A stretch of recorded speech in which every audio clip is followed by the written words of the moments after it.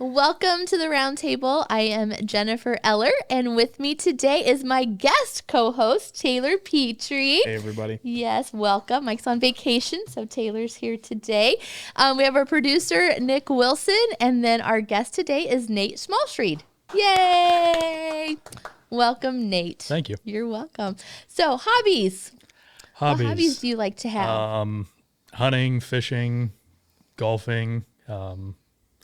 I'm a firefighter too, so a lot of my hobbies kind of revolve around that. And What are some firefighter hobbies?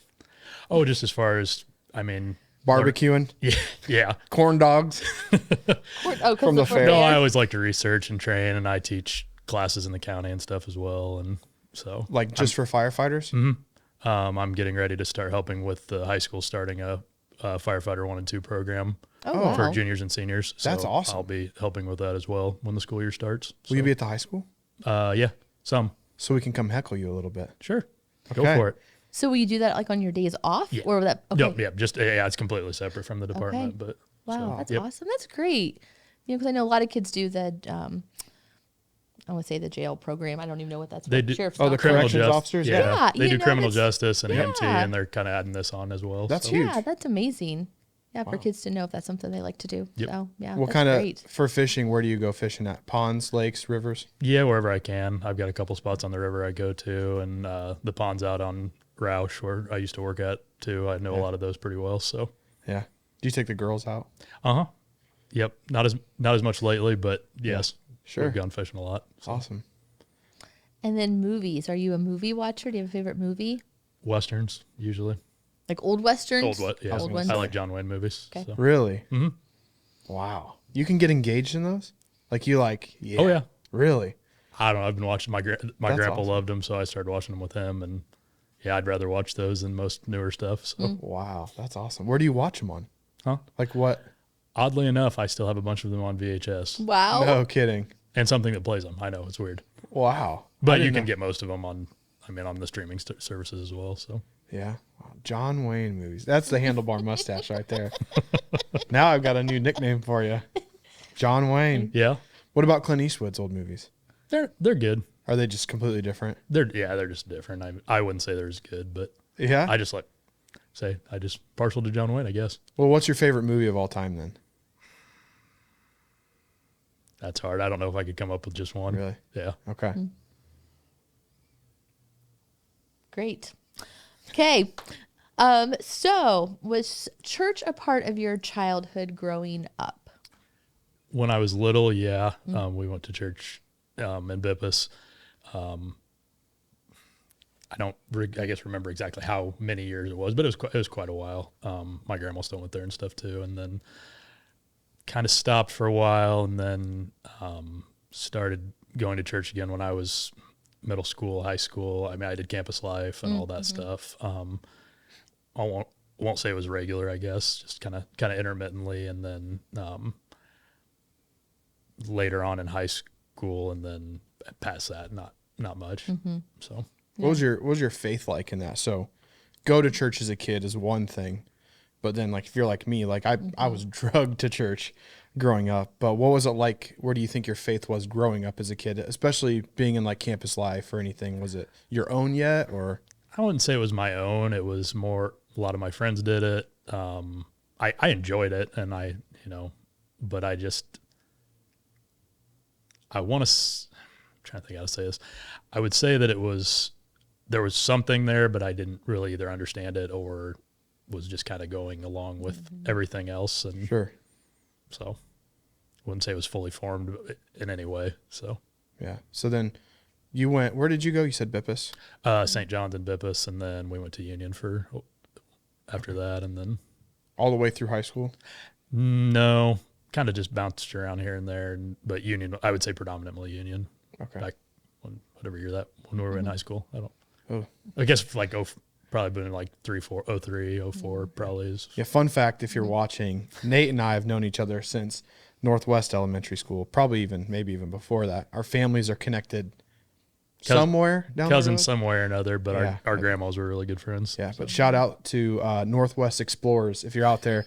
Best elementary school any kid could have ever gone to, ever. Northwest is the best. So like in high school, were you a partier? Did you struggle with things? Were you pretty straight and narrow? I mean, what did high school look like? Overall, I was fairly straight and narrow. I mean, I drank some, and I wouldn't, I played football, but I wouldn't say I was a partier by any means. So I remember like a very quiet demeanor. yeah, I was Like fairly don't quiet. angry, don't poke the bear. But like I remember Nate was a very gentle, very quiet kind of kid, but also had like a don't mess with me kind of attitude, because if you found that Yeah. was the football. I had a short fuse for, I mean, I still do, but back then I had a short Welcome fuse. to as the a kid. club. Yeah. But no, I mean, I got along with most groups of people too. I wasn't, so. Yeah. So then Taylor touched on that you're a firefighter. So did you go from high school right into that profession? Nope. I went to Purdue for 4 years. I majored in wildlife science. Then I worked for the DNR for 5 years out of college. And That's the then, fishing spots right there. Yeah. Yeah. Uh-huh. Yeah, I wondered how that fit in there. Yep. No, I got worked for some the hidden DNR for spots. about Yeah. 5 years, and then I got on the volunteer department when we moved back here in Markle, and then Huntington was hiring, so I applied, and I'm about halfway through my 8th year. So, So why did you quit working for the DNR? well, I guess when I got on the volunteer department, like I always liked working for the DNR. I liked being outside. I just didn't like the politics of it and the red tape and all that kind of stuff. But I don't know. I always just felt like should be doing something more different. I kind of always felt like that. And then when I got on the volunteer department, really enjoyed that. I liked helping people, and I felt like I was pretty good at it as far as, keeping calm and just kind of doing that. And I don't know, I just really enjoyed it, and I liked it better than the job I was doing, which was great, but it just wasn't what I wanted to do anymore or needed to do maybe. And I applied and got hired, and That's a hard process to even get through in and of itself. yep, it Very was. few people even can get in sometimes. Mm-hmm. Is that part of the goal of the high school then? Like, is there an opportunity for more careers then? There's a big shortage right now, career and volunteer firefighter wise. I mean, hiring people just don't want to do it anymore. And there's a big time commitment. There's a lot of risk, very little reward. The generation now, I feel is a lot more money focused, and I just don't think there's much of a calling, I guess I would say, for a lot of people to do that kind of stuff. So It's like growing up when they're like, I want to be a policeman, an astronaut, a firefighter. like a lot of people do that anymore. No, what is it, like I want to be a YouTuber. I want to be an influencer. It's more of that culture, but Yeah. So this program's supposed to, kids that are interested in that type of stuff, supposed to it'll give them the certifications they need for most fire departments, at least the basic stuff that they would need. can they By the time- graduate and go volunteer like at Roanoke or Markle? Sure. Oh wow, that's a huge help. Yep. And for experience for them.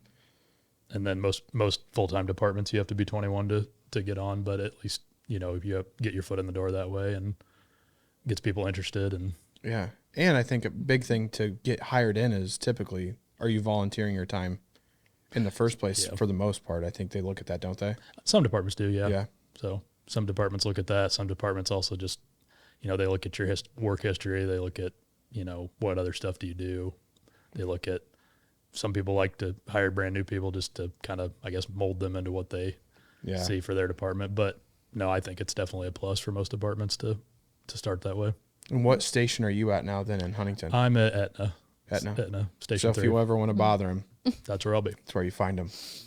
So how many years have you been on the department then? About 7.5. Okay. So what does that look like being a firefighter? What is the station like? Like, is faith a part of that? Do you get to share that with your coworkers? I would say it's a part of it, but it depends on who you work with and what the day is like. And I think a lot of people's faith is more, at least for us, it's, I guess I would say, more internal. There's talks about it sometimes, but a lot of it's just your own kind of deal with your own stuff. Now, that being said, we do have a good support system as far as, you can talk to pretty much anybody about things that are bothering you, and because we may not always all like each other, but we're usually all there for each other, depending. Well, you have a hard job that you work do. with somebody, and so you have And- to watch out for each other. Yeah, and it's just like having a bunch of brothers. We don't, like I said, we don't get along some days, and other days we do, and we're with each other a third of the year, a third of our lives, basically. So, Is your job hard to trust God at times? The things that you see, the calls that you go on. yeah. There's been a lot of times you wonder, how does this happen to this type of person, or why is it, you go on a fatal accident, and, drinking's involved, and it's never the drunk driver that gets killed. It's the grandpa or the mom or the, so yeah, calls with kids are really hard too. They don't, a lot of them don't have a shot at life, you wonder why. And then you look at some of the people that, the different people you go on, and it's like, I wonder why this happens this way or this happens this way. I mean, older ladies, little old ladies are hard for me too, just because it reminds me of my grandparents.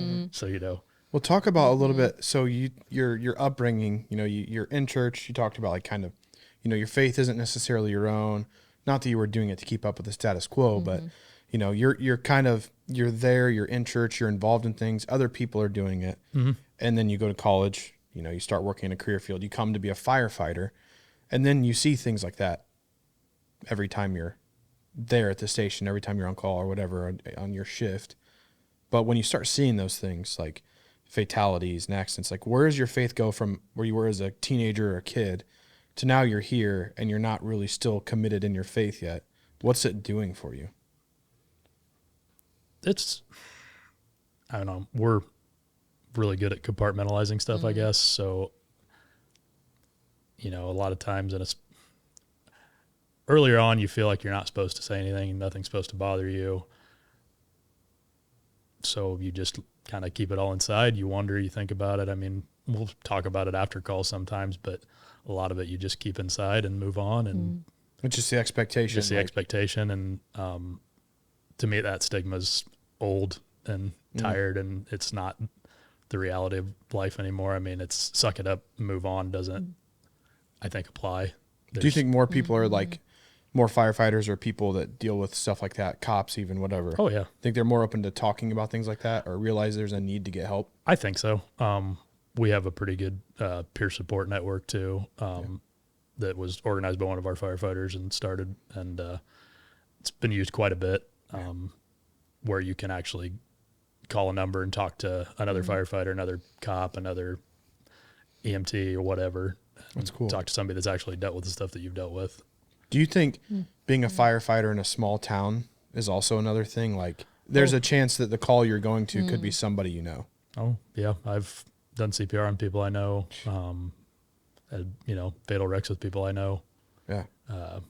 Overdoses. I mean, a lot of, I've, as we know a lot of people being. Well, so yeah, that. And so the shirt you're wearing, it's the helicopter I flew in, but yeah, it's that 9 line. It's from, part of what I used to do, but I can understand like, and Erica and I just talked about this not long ago, but like I used to come home at like 2 a.m. from a flight or something, and I'd just be like, hey, I'm home. And she's just like, I thought it was just part of your job. Like it's normal. You leave at this time, you come home at this time. I was like, yeah, there's a good chance that night when I would come in at 2 a.m. and give you a kiss back, I'm home. I'm probably like shaking, like I'm home. And it's just an expect, like it is. You put the uniform on, you do the task, you go out, you do your things. When you're deployed, it's a completely different game. But for you, that's like, I didn't experience this, and I want you to definitely talk about this. I didn't come home to kids and have to like put it aside to be dad. Erica was pregnant with Ren at the end of my military career, and I'm kind of thankful that I never had to leave and never had to share those experiences. But the kids will ask me now, like they see a helicopter and Ren knows like, Daddy, you flew in those. And I'll kind of explain. And I'm like, I never had to like deal with the day to day of things that I saw, came home with, or dealt with even, then have to like try to pretend. And so talk about that as a dad and a firefighter. What's that like? It's hard. it's hard to, I mean, some guys are better at it than others. Sometimes it's hard to shut it off and switch gears, and especially if you're tired or you had a bad shift or a bad call,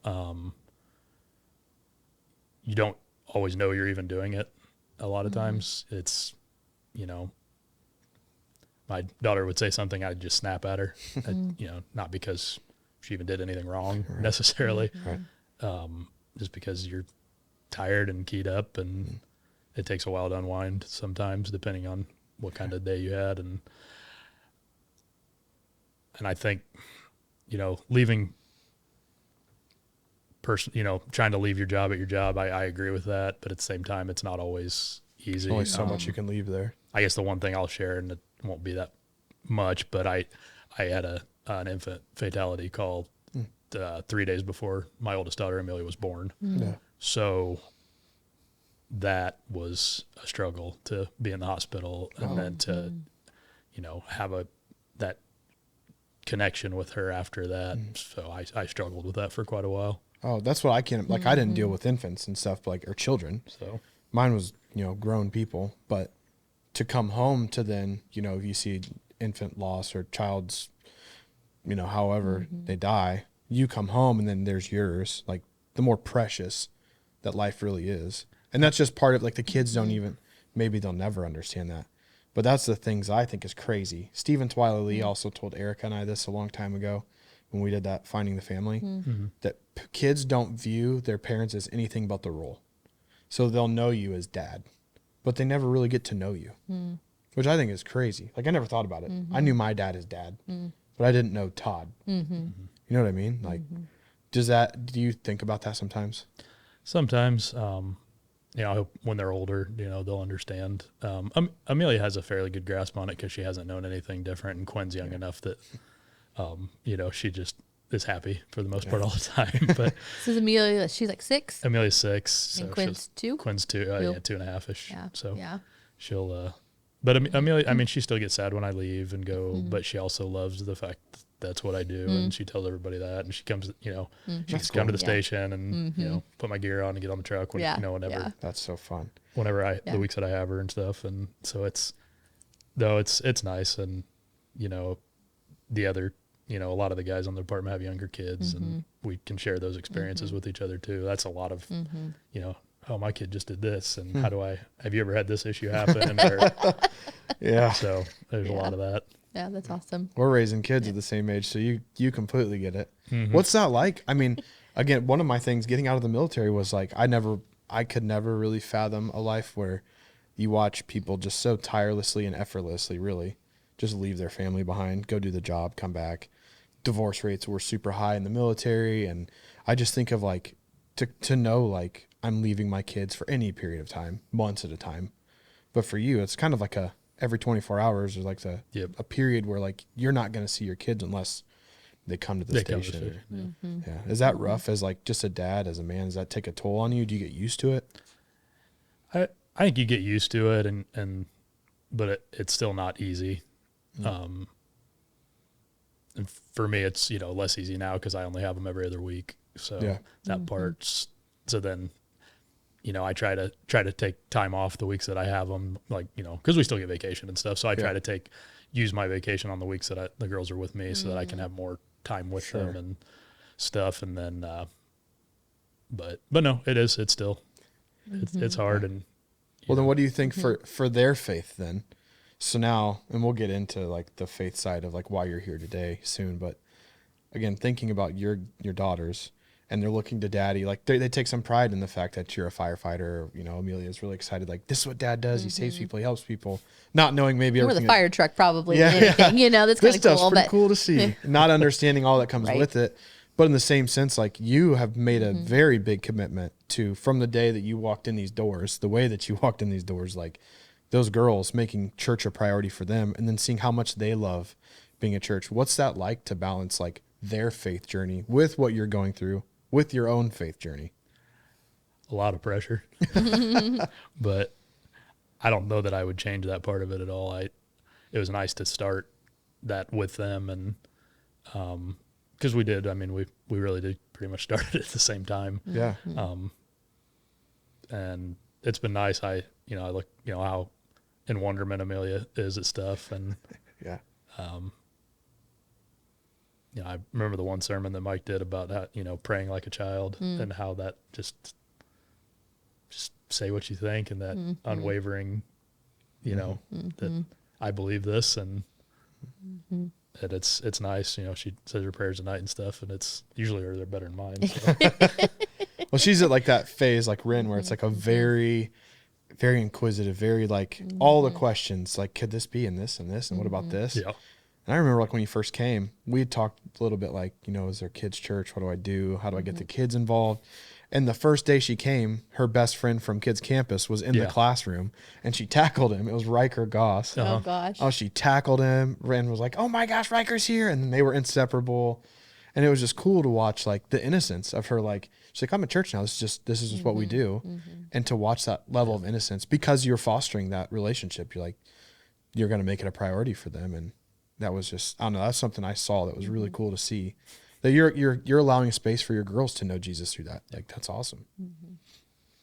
Yeah. So one of the things you said early before we started talking about being a fighter was you said we moved to Markle. So I assume you were married at the time that happened, that you moved there. So, and you got divorced. So what do you want to share in that journey? Because going through that divorce is what brought you then to Life Church. So I want to touch on that a little bit to put it into context.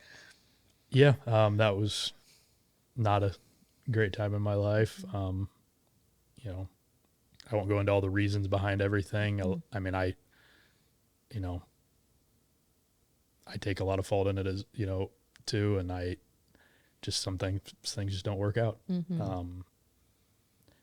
And going through that, I guess the lowest points that I've ever been, I would say, in my life were during that, and not really knowing what to believe in anymore, and the thought of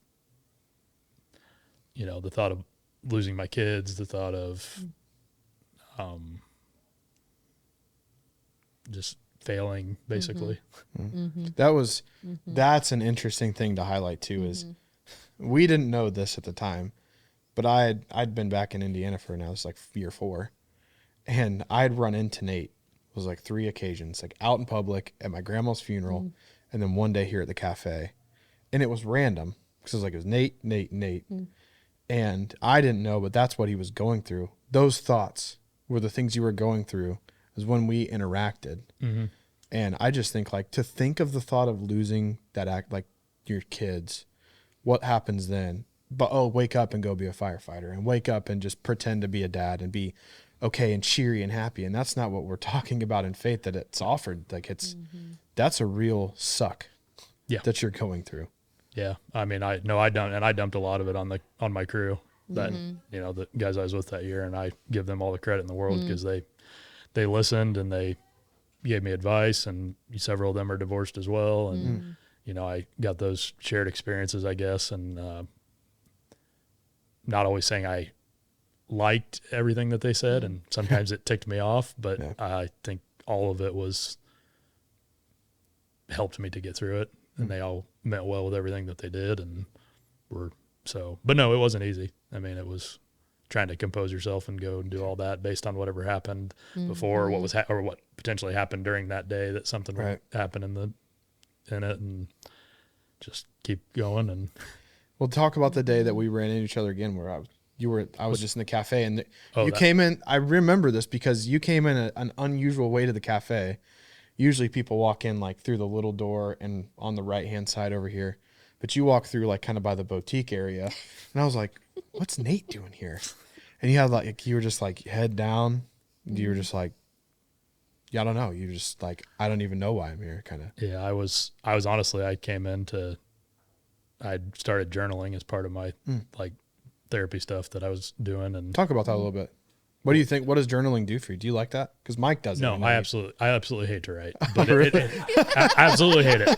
Well, Mike says that's what he does every day. He started journaling. Oh yeah, a long time ago, I think. Oh no, it was very helpful. I mean, I'm just not a writer. Yeah. I just, it's not my cup of tea, but I did it because, my therapist told me to. And honestly, it was very helpful. It helped me get through a lot of stuff too, and get the words out that I couldn't say or share with anybody else. Is it a daily thing? Are you done doing it? Like, what was your? I'm not done, but it's more intermittent now, I guess. Okay. I should do it more because it really did help. But in the middle of the divorce and everything, I did it every day. Wow. Was that what was in your hand then? The journal? Okay. And I just needed somewhere quiet to do that. And I was just driving and and I'd been here a couple times actually just prior to that, we came here on a call for somebody during church. And then, Well, you're talking about mine? no. No. We need to bring that up. Oh, You It's got okay. called on. No, hang on a second. Hang on a second. This is disclaimer. My wife is an amazing person. Okay. I'll give a little bit of background. This is part of why I asked this. There was a Sunday I was here and Erica kept calling me. And usually like my phone's on silent. Sometimes I leave my phone somewhere else. That's not a distraction. And it just kept going off. It was right before first service we had just set up. And I kept getting a phone call. And then my mother-in-law called me. And I'm like, okay, something's really wrong. And I get a hold of, I forget if it was Erica or her mom. And they're like, Taylor, the ambulance is on the way to your house right now. And I immediately am like, what? Like, stomach sank. And they said something happened to Crew. And I'm like, and Crew was like not even a year old or maybe just turned a year old at the time. yeah. We had just bought the house. We were redoing it. And one of the things we were doing is putting all new windows in. And again, this is not my wife's fault. I'll take all the blame and responsibility. We had a window that was not installed yet. It was getting installed in our dining room. It was just leaning against the wall because our whole house was under construction. And Crew, I guess, had crawled up to it and pulled it. And it fell down on him. And he hit his head. It was just the concrete floor. And he hit his head on the concrete floor. Got up and Erica said his eyes were rolling. He starts vomiting everywhere. She immediately called 911. She didn't even call me. So I'm flying up to town. And then that was the first time, that was the interaction number one. Yeah, I think it was. Because I was like, Nate's in my house. I was like, Nate Schmalzried? What are you doing here? And he was like, I just forgot he was a firefighter. But yeah, got a call to my house for my son, who, by the way, was completely fine. He was fine. It just, we give Erica a hard time about it still when we talk about, because there's that window, it still exists uninstalled in a back room locked away. But That's funny. that was the first time I saw you, which was just kind of a God thing, really. Saw you there. Like I said, we had that call here at the church on somebody that had passed out. We had, we saw each other at like 3 or 4 different times at Walmart. Yeah. And that's where you can find me. If you want to find me, I wear a hat to hide myself, but that's where I hide. And then I walked into the cafe that day. So, Wow. So you weren't coming to church though at the time. Nope. But had you come to the cafe to journal any other time, or that day you just were led here? I had brought Amelia to a birthday party here once, and then, like I said, right before that, we had that call, and then just was driving and wanted somewhere quiet to be, and You thought of the cafe. pulled in. So, Wow. and Taylor was here. And Taylor Well, was it's just funny because I think Mike's talked about this recently, but like the whole idea why we call it the Cafe of Hope is like, for whatever reason, you could just end up here and have it. I mean, not about me, but like just the opportunity to talk about your faith with someone who just might be sitting in there. Like, I wasn't like we had a meeting set up or anything. It was just like, he literally just said, "Are you okay?" Because I obviously didn't look okay, and I just pretty much lost it and told him everything. And yeah. And that was some of the questions we talked about that day. We're like, your head was held low. I could recognize like this guy's for sure going through something. And we were sitting at the table, and I just like, you had told me everything going on, the things you were struggling with. Yep. And I remember asking, he's like, well, where's your faith? Not to be like, Nate, just have some faith, but like, where are you at on your journey?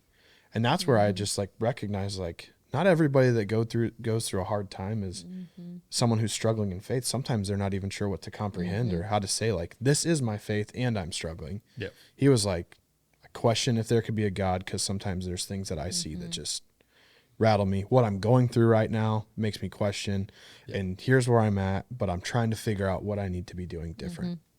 And that was huge.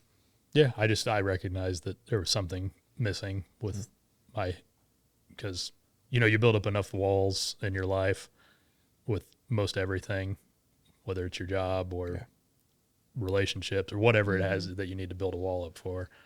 And then when they all come crashing down, you don't really know what to do.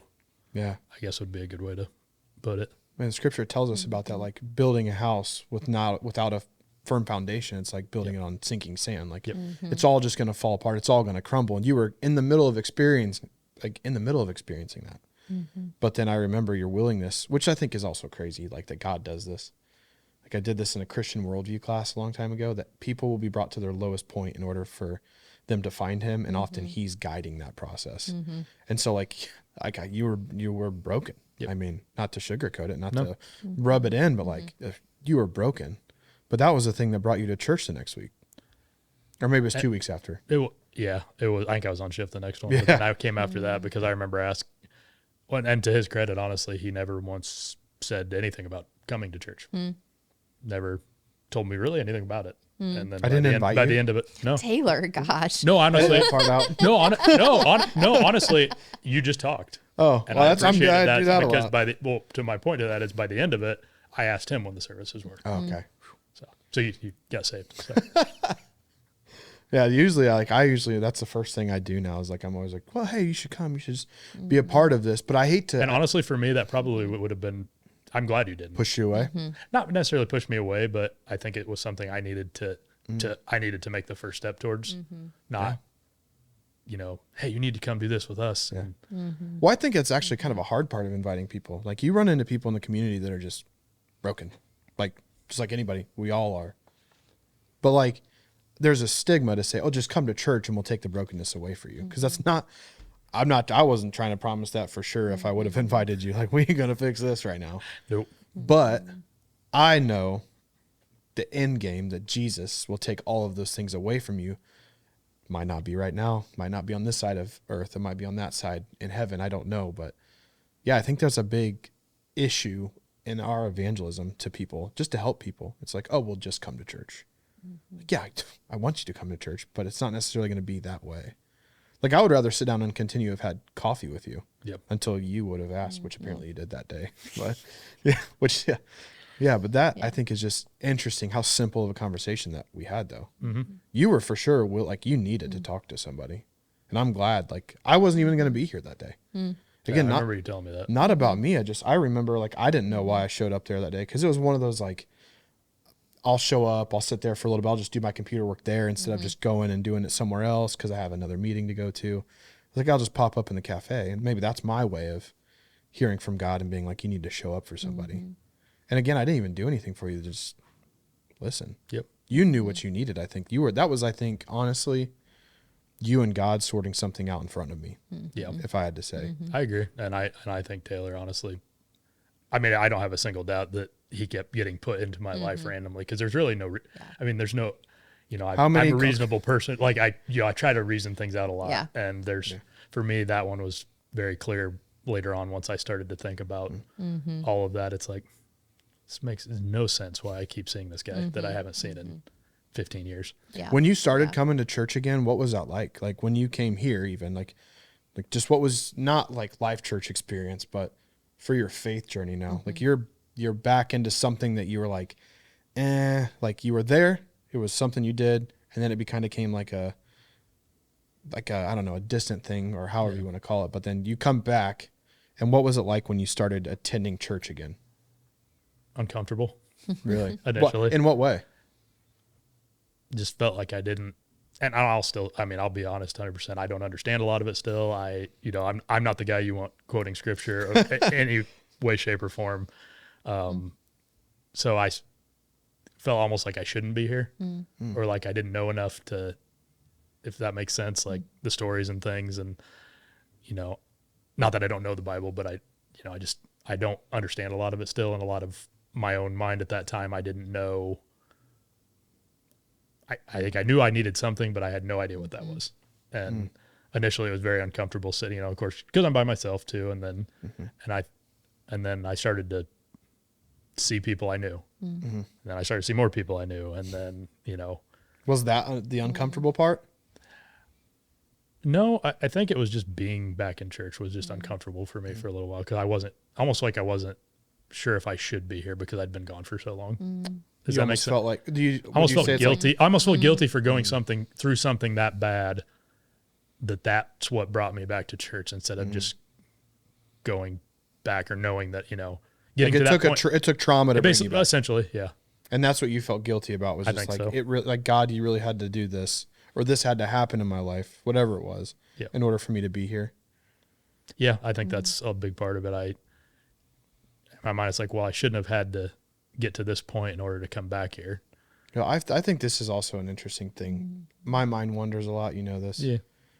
So I said, like, if you could put like a metal detector at the front door, but instead of like checking for metal, it would like automatically switch your personality, or like what you were projecting, to really what you felt as you walk into a church. Because every single person that walks in the door on a Sunday has a smile on their face.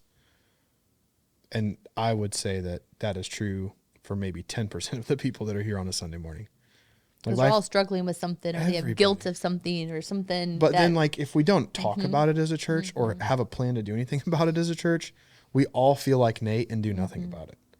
Now I'm like, I just, not that I want to be like, oh, look, what a crappy week you've had. Welcome. Like, I don't want to be that guy that you want to punch in the face because I'm happy and you're not. But like, I come in here at times where I'm like, not that I don't want to be here, but I'm like, something in life is so heavy. And I don't want to pretend that I'm happy right now. But if I don't pretend that I'm happy, then everybody's going to be like, oh, well, stay away from him because he's got icky baggage and stuff that's going on in his life. And I'm like, but that's part of discipleship. Yep. Like, I couldn't help you if I didn't know what you were going through that day. If you came into the cafe and were just smiling, we would have never had the conversation. But that's why I wish, like, people would walk in the front doors and just be honest. Like, this is a crappy week. It's not like I need guidance right now. It's just life sucks right now. That's okay. Like we're here for that. And then I think what's interesting though is that many people would feel the same way and just do nothing about it or say nothing about it. So I can't imagine how many people sit in church on Sunday and feel uncomfortable. And the whole coming back to church crowd is a whole other thing. Like, a generation that misses our generation. Like, we're the missing generation from the church that's coming back to church. Like, I know what you felt. The first Sunday I ever walked into church with Erica, I was like, yeah, whatever he's saying up there, I've got no clue. So I'm the weird one in the room who doesn't know, and all these other people understand what the preacher's saying. But that's just like part of our own barrier, I think, and our own walk with Christ, because most of us don't know exactly what the Bible's saying about certain things. We have great ideas, great theologies, great doctrine to uphold these things. But there's times where, even if I'm going to present a sermon, I'm like wrestling with something. I'm like, hang on a second. My understanding is this. And I wish God would just be like, boom, here it is. Big sign. But like, I'm walking through that and you're walking through that. Yep. So I don't know. There's some barrier or stigma to coming to church where you feel uncomfortable just because you don't know the Bible all the way. That's part of our job though.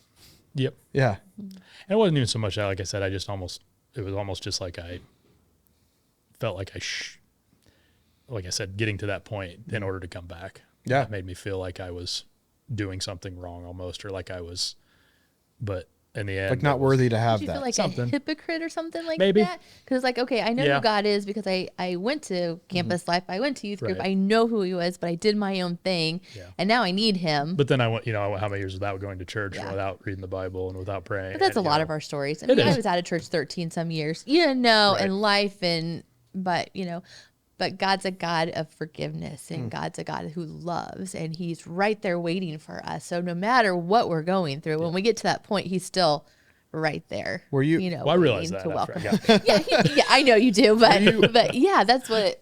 Part of your fear you talked about, like, or discomfort, do you think that was from coming back to Huntington, Indiana? I still run into people here at church and they'll be like, I didn't know you come here. I'm like, Oh, yeah. I work here now. And you might see me up there in just a second. Like, because my story, I was a terrible person. Like, don't be around Taylor Petrie. He's not the kid. But I lived a whole, like, I don't even think my family knew that side of my life. It was just a complete mask, and it was just to fit in and feel accepted. And to know what God's done in my story, I get. But when you run into people that are here, knowing, like, if I know about Nate, do you feel that, and not just saying Life Church, but church in general, or people, like, would judge you? Like, oh, I know what he's been through, so when he comes here, it's just a fake thing. I don't think so. Okay. I mean, at least I would hope not. Right. But No, I mean, that's true. I just think that some people have that, like, if you get to know me, if they know all my baggage, they'll think completely different of me. Like the woman at the well, we kind of talked about this, like from this Sunday. Like, if you think about being an outcast in your own community and then going back and becoming the person to essentially evangelize and share the greatest news ever of salvation and forgiveness, like, I just think there's a heaviness to being known. Like, we don't want to really be known by people. We don't want to share all of our story, because the more you know me, the scarier it gets and the uglier of a person I become. But then finding your identity in Christ changes all of that. But the world doesn't understand that. I would agree. Like, a broken world doesn't understand forgiveness. Even I, as a believer, don't fully grasp the idea of forgiveness. Like, I think we scratch the surface and understand it in that way. A big part for me too, I think, was when the girls started coming with me, and I just, like I said, I stood there and watched, and Amelia would, or well, initially she just went up to, did kids church, and she would come and be able to tell me the stories afterwards and have me drawings and stuff that Erica would do with her, and just, and talk about Jesus, and just, she was just so happy about it, and just so happy and almost just matter of fact, like this is what happened. Do you think it revealed something within yourself, like on your own journey of, like, you're looking at your daughter, of like being with Jesus brings her joy, and like to know that like God wants the same thing for you, like in the middle, like if Amelia or Quinn, they grow up and they're going through hell, you want to look at them and be like, I hope that you find the most joy ever in Jesus, even though this world's going to let you down. Like, you want that for them. I do. Right? Yes. And so, like, you see that perspective from God to you ever? Mm-hmm. I do. And I think a lot of, like I said, is just through them, is I just saw that pure joy and wonderment, and it just made me happy. Wow. And it made me wonder, like, if she can do this so easily at 6 years old, why am I struggling so much with it? Yeah. And then once I started, she would start coming and listen to the music, like before I'd take her up there, just because she's like, where do you go? Or what do you do? What part of this do you do? Yeah. And did you color today, Dad? Like, and I said, well, do you want to come in and listen to the songs? And she did. And that's where she met Jennifer. That's awesome. Yeah. And I got him to go to the front row. Didn't know him to save my life. And they came up there and. Yep. She said, well, there's a seat up by us. And Amelia said, okay, let's go. And I'm like, and she took me up on that. So we walked to the front row, and I sat there very uncomfortably the whole time. And Amelia was so happy. And then she, so. That's. There's like a radiance to the childlike faith. Yeah. Because I know, like, when you would then go on call, if I didn't see Nate, I would still see Amelia and Quinn, but then I would see, like, with your mom. Yeah. And they would, like, that much joy in them to be like, I can't wait to be at church. Yep. And so no matter how it was going to happen, the family starts to work together and figure out a way to, like, they did. Not just get themselves to go to church, but, like, in a way, get themselves to go to church, because if it matters that much to them, then geez. Yeah. When I wasn't able to, well, mom would come, and then when I wasn't able to, and she would bring the girls, and then my dad started to come too, and and that it was nice. And then that they realized how many people they know that go here. And then, I mean, I think my dad, when he comes, I don't think he talks to more people than I do the whole time. Yeah. He's a known person. Dad. Oh, yeah. Well, you know that. He knows no stranger. Right. Everybody knows him. Yeah. So since you've been coming to church, like, how has God transformed you? I still haven't figured it all out yet. That's okay. It's a journey. You'll never. Never. I'm learning. Yeah. I guess I've always been the guy that has a plan A through F, and or I'm looking 18 steps ahead, trying to figure out, well, if this happens and this happens and this. And Taylor and I talked a lot about this because he was the same way, and kind of like how you mentioned how, well, okay, my daughter's standing on the couch right now. If she falls this way, this might happen. If she falls the other way, this is going to happen. Every outcome. And if I can catch her, how quickly do I have to? And I learned very fast, I guess, that with what I was going through, there was I couldn't control it anymore. I could do what I could, but at the end of the day, there was nothing that I was going to do that was going to change any of it. And there was nothing that I was going to do that was going to make an outcome happen or not happen. As much as I tried to control it, or question my lawyer about this or that, going through everything and try to find out, what do I need to do here? And then some days the answer was literally just nothing. And that was a hard pill for me to swallow, was to sit around and do nothing and just trust that. Yeah. Surrender. You learned to surrender. Yeah. And that I think is when I truly, and I'm still not great at it. I still struggle with Welcome to the club. trying to control the outcome of things. But when I truly had that realization that I just need to let go, I think I became a lot happier. Or maybe not happy necessarily, but more at peace and more able to, because, I mean, when you go through things like that, it affects every part of your life. So it affects you as a person, you as a parent, you as in your job. And when you try to control all those aspects, you end up being not very good at any of them. Or something goes wrong with all of them. And for me, just saying, okay, I've got nothing left that I can do, and I'm trusting that Jesus can do it for me. Yeah, I think I use the analogy of the hats. Like you have different hats. So you're a dad, you're a husband. Now you're a husband. Again, I was going to talk about that. We're almost out of time, actually. So we need to get just talk about really quick where you're at, and then we'll talk about the finding love again. So that was on my thing. So so what is that? How did God bring that together? That you and Whitney, you went from this to this. Yeah. So how'd you meet? I mean, tell us your love story. We worked together. She used to be a paramedic here, and then now she's a nurse. And we were friends, and then through all this and just got together, and she's been there for pretty much every step of the way and helping me, and not only in my journey through all this but faith as well. So do you think she understands the other components of your life that are hard to get other people to know? Yes. Like you both see similar things, or I think it helps to be able to. Do you feel like you can openly talk to her about all that stuff, or is it something you still hold on to now? No, I could talk to her about anything. Huge. Yep. Because so then we'll tell a little bit what was first date like? Where was it? We went out for brunch. Where at? Say the Country Post. No. What was the name? Something. Proximos in Fort. Oh, that's fancy. Right. Yeah. Okay, yeah. Oh yeah. Good for you. Okay. Proximo. Yep. What was that like? Was it a blind, had you had any you'd been in social gatherings together before? Yeah. Okay. Yeah, we were friends before. Okay. So It wasn't just a randomly we just showed up to. Okay. So no, it was fun. It was a lot of fun and very natural, and just kind of went from there. And does she hunt and fish? I won't say a lot. We haven't done a lot of that, I guess, but so she'll go. Yeah. Whether or not I want her out there with me when I'm hunting, I'm not really sure, but I have a feeling we won't see anything. What do you guys do for what's your activity together? What's something you guys enjoy doing? Honestly, we like to go out to eat, just finding new different restaurants, places and stuff. Okay. And just honestly anything. We just enjoy. She's a very spontaneous person. Oh, I'm not. Yeah. I was gonna say. So she's kind of helped me loosen up in that aspect too. And just sometimes it's just a random. Let's go. Yeah.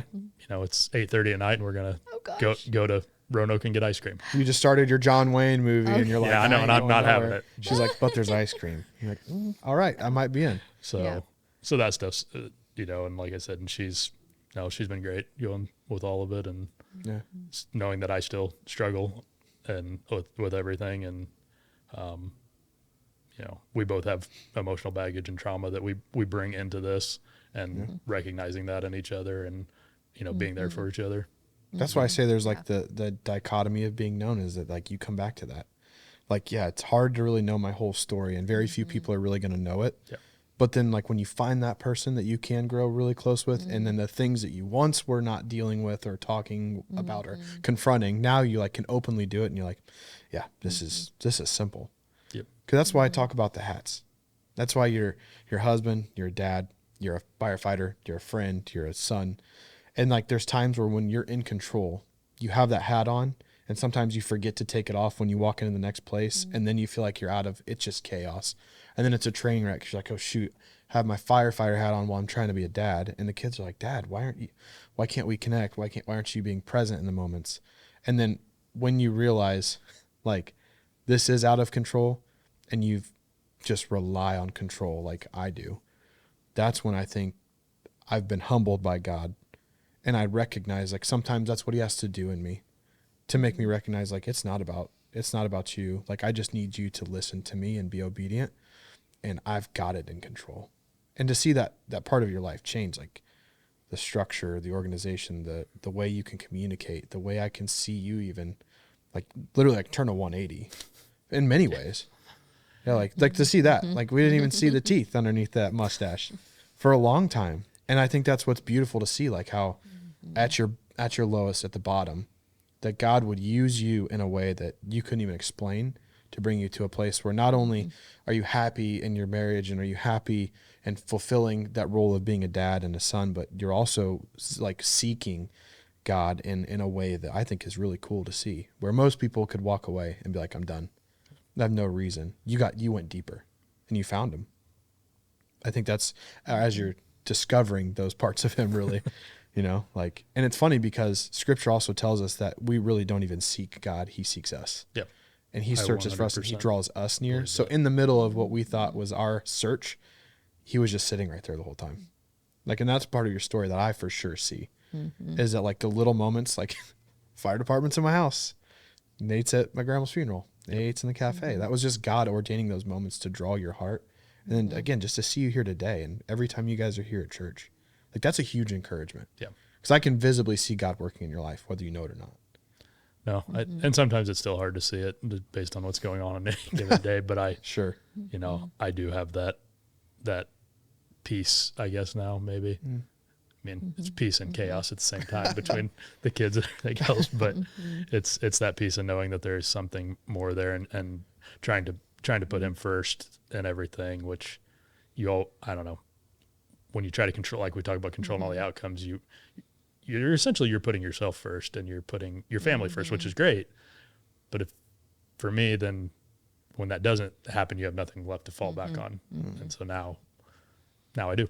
That's awesome. So, Yeah. So, I mean, it'll be neat to, as you keep going on your faith journey, as the job that you have, how you can bring light to bad situations, how, Jesus is going to show up in those moments, so that kind of came to me. So, well, thanks Nate for coming on. of course. Yeah. I think we touched on about everything that we wanted to touch on. So it was great to Thank you guys for having me. I appreciate it. hear your story. And You're right. I did forget the camera was there. You were right. See, you told you. Everybody always thinks, it's going to be hard, but it's going to be really easy. So, So thanks, everybody, for watching the roundtable today. If you haven't liked us, please do so you can see all the episodes that we have coming out. If you like this episode, share it with people so we can get this on more people's feeds. So we appreciate you listening today. Thanks again, Nate, and we'll see you all next week. Bye.